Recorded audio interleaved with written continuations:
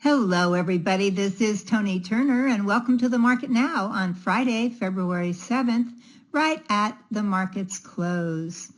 Well, this morning, the University of Michigan survey reported that U.S. consumer sentiment dropped to a 7-month low.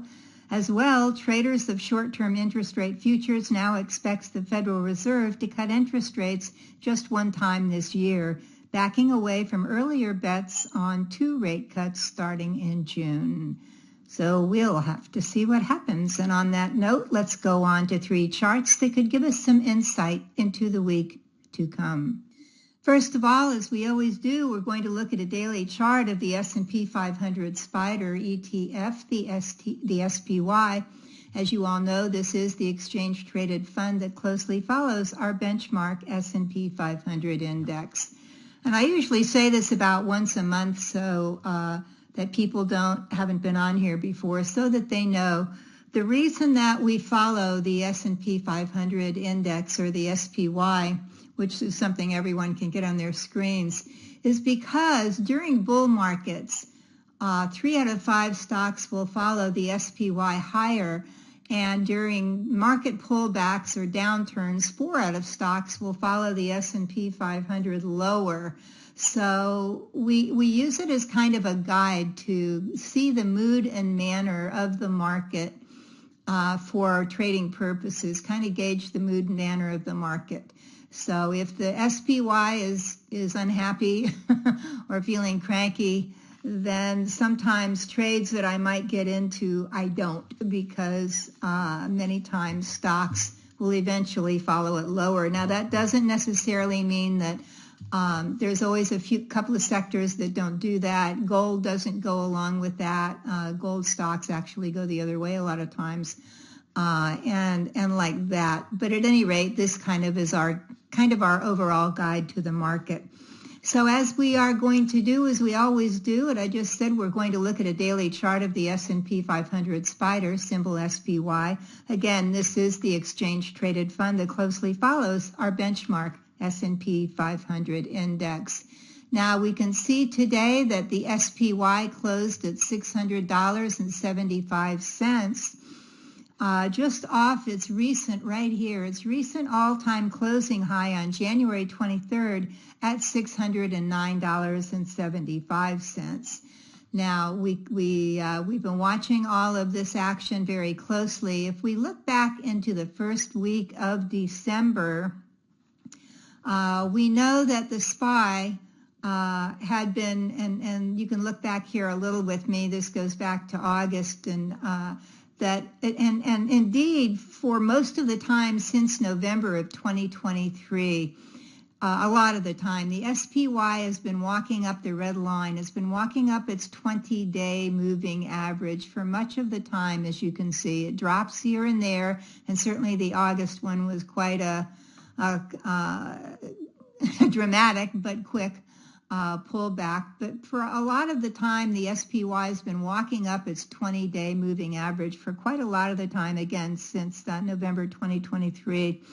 It came up during that time, and right here, it made a new all-time closing high on December 6th at $607.81. After that, it stumbled and fell on a couple of comments about the Fed. On December 18th, it went down to $585.85, held for a day, and then gapped down on December 20th down to $580.91. So that was kind of a oh boy. Then it rallied back up, couldn't get over the 20-day moving average again. So it rallied up to $601.34, couldn't get through that 20-day. See, what happens is what was support becomes resistance. When you're trading, that can go for into some indicators. It can also go for price support and resistance. What was support in this case, when price fell below it, then it couldn't get back over it again. And that happened here. So then it fell back down to the 50-day, to the January low right here, January 2nd low to 580, held there, and I thought good because that's potential price support. But then it rallied back up through the green line, the 50-day moving average, couldn't get over the 20-day moving average again, then fell down to the January 13th low. Everybody had this January low. Fell down to $575 and change. Then rebounded very, very nicely and rallied to our present, what I just talked about a minute ago, all-time closing high up here at $609.75, and then fell back down to the 50-day moving average, then rallied, fell back through the 50-day, but closed just at it the first of the week. Then,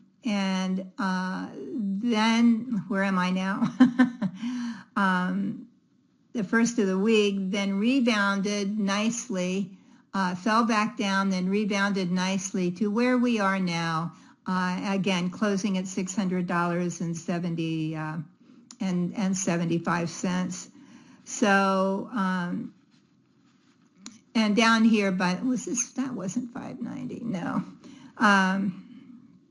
Okay, so last week at this point when we were talking about everything on this chart, we did something that I asked you to do that maybe can give you kind of a better feel for this.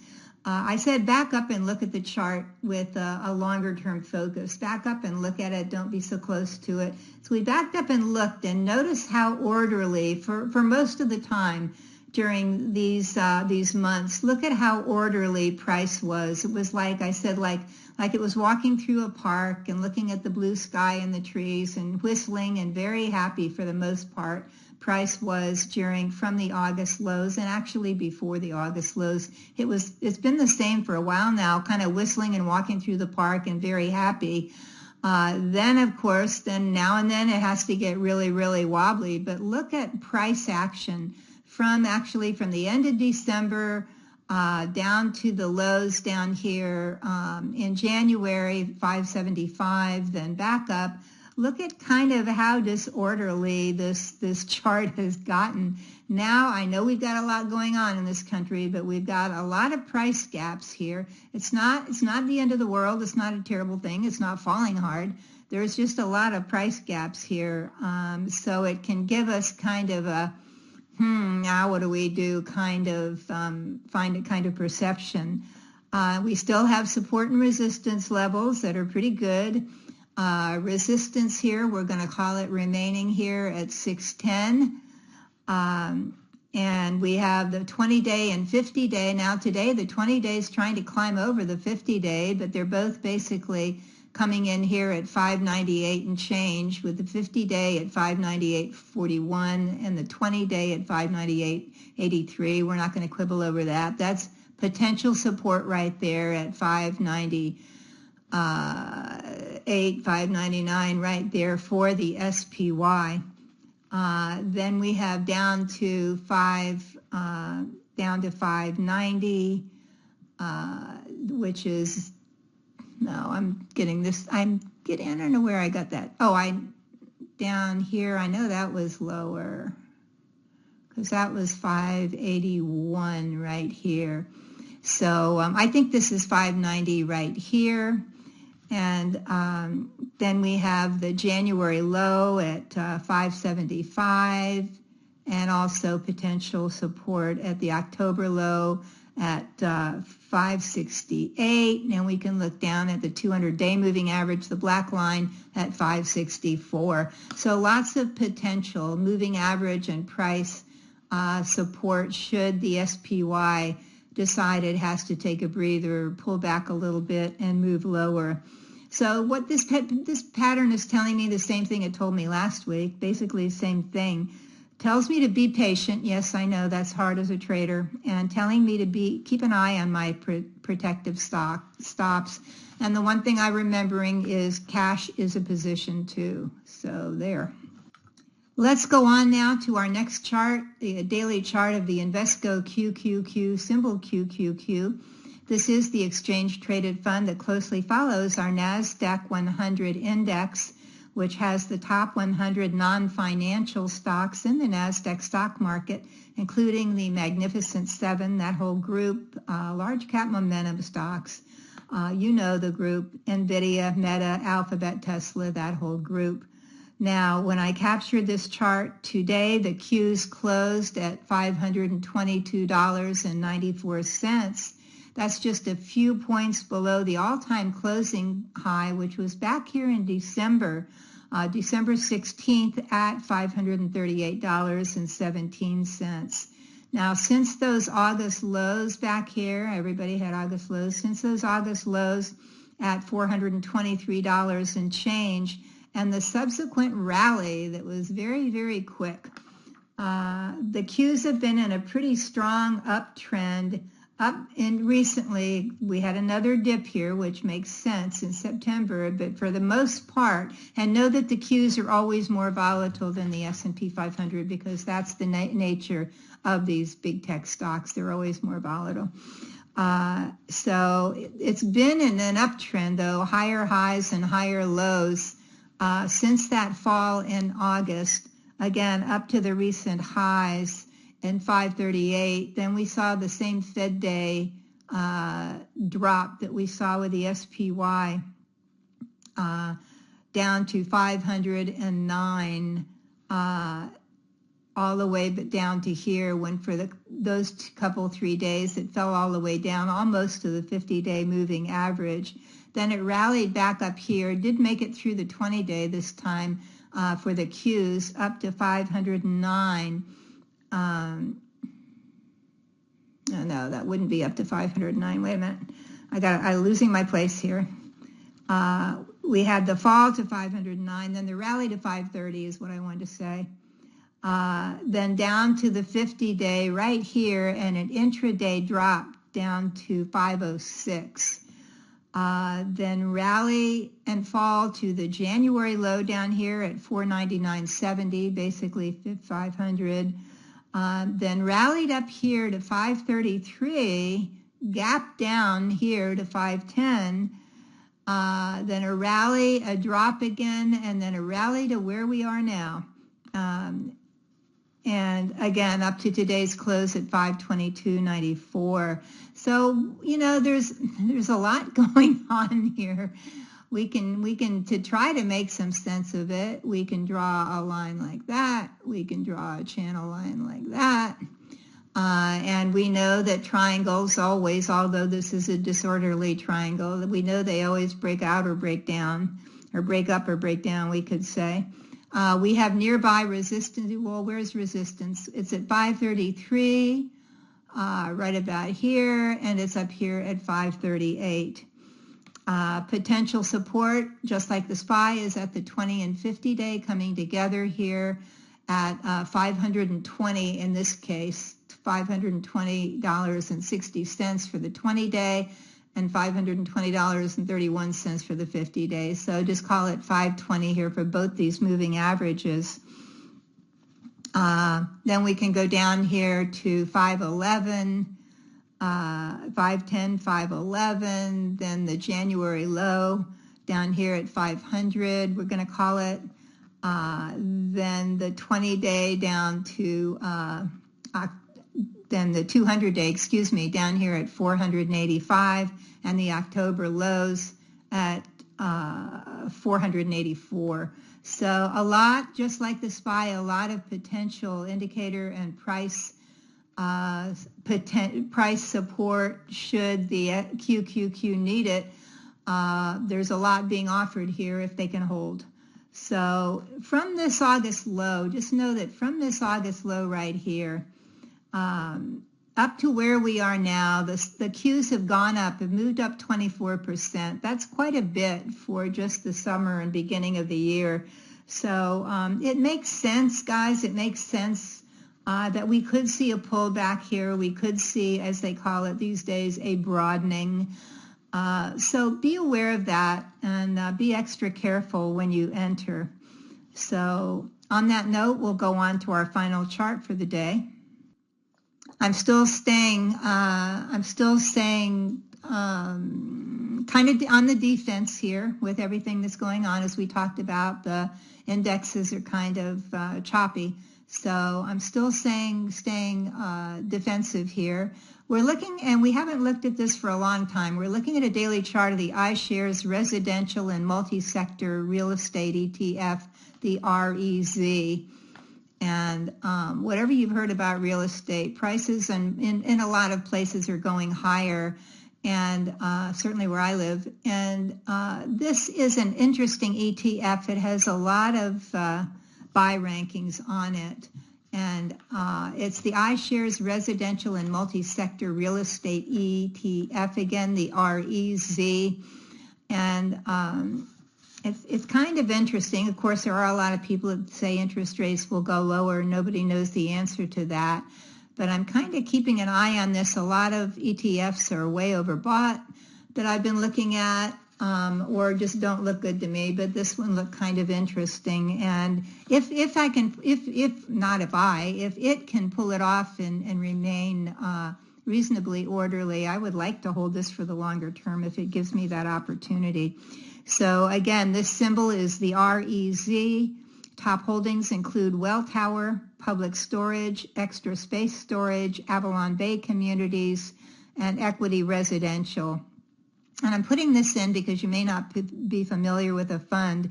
This fund tracks the investment results of the FTSE, that's FTSE, and that's FTSE Nareit All Residential Capped Index, composed of U.S. residential, healthcare, and self-storage real estate equities. So that's what it's composed of. Kind of interesting. Go to the iShares website and look for this one if you want to read more about it.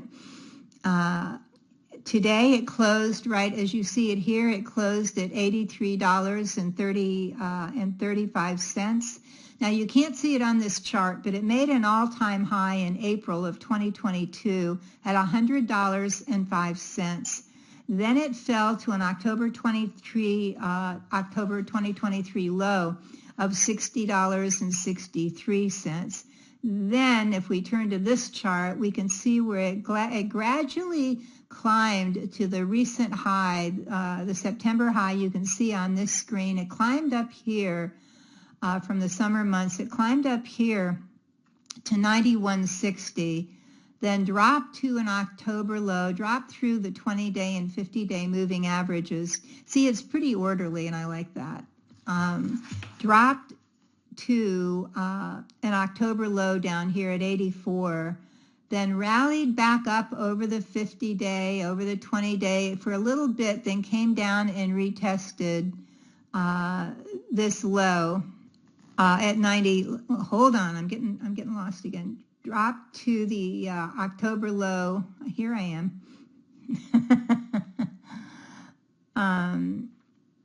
At 84. I'm sorry. Jumped up, then came back to the lows here at 84. Then went up to the November high at $90. Then dropped down to the December low down here at 79. Then rallied back over the 200. That's all it could do. Came back down and had touched a January low here, recent January low at 78. And then started walking back up here, just kind of choppy, but still okay, back up to where it closed today, back over the 20-day moving average, which was inverse, but it's coming higher if the ETF goes higher. Walked up the 200-day, then today popped over the 50-day moving average. And you may know the rest of the market was down today, but the REZ was kind of holding here at a pretty good place, at least so far. So what I'm going to say to you is this. If in the coming week the stock market behaves reasonably well, and if the stock market's totally miserable, of course, then I'll look at it. I may not get into it. But if the stock market behaves reasonably well and the REZ can stay above the 20-day moving average, which is the red line coming in here at $81.27, I may buy a small position of the REZ for my portfolio with a stop down here at $79.25. if and when the REZ can rise up here and close above $88.50, I will add to my position, and by then my stop will be a trailing stop. So you may want to keep an eye on the REZ in the coming week. And now, please know that at ToniTurner.com, we've lowered the price of all of our online training programs to make them more accessible to everyone. So if you'd like to become a more profitable trader, now is a great time to check out my timeless training programs. Increase your profits, and it's not on this screen here, Increase Your Profits Trading ETFs shows you why, the whys and hows of trading these funds, the ETFs. We talk about them every week. We'll talk about sector ETFs, high and low volatility ETFs, commodity ETFs, and leveraged and inverse ETFs, and more. In this program, I'll also give you my two favorite setups for ETFs, targeting both short-term and long-term trades, and how to trade them for the highest profits. Now, since ETFs, exchange-traded funds, of course, are less volatile than stocks, traded correctly, they can be one of the easiest and most profitable ways to trade. Now, our new low price for this program is only $127, and you'll receive special bonuses when you order, including 1 month of Metastock daily charts or Metastock real-time charts, that's what I use on this program, for free. From our ever-popular 7 Steps to Successful Trading right here, to how to swing trade successfully, a really good skill to know, how to trade the trend to profits, which of course is an easier way. You don't have to check so much, but it has a good plan with it so you can profit. How to read charts, great for novices. 3 winning setups, great for short-term traders. How to bottom fish like a pro, I love that, and more. Find out how my online programs can help you earn more money quickly and easily. And once you purchase, you'll have unlimited access to learn at your own pace. So be sure to check them out by going to the link on this screen, or easier still, just click on the orange button below. Until next week, keep green on your screen. I'm Toni Turner, and this is The Market Now.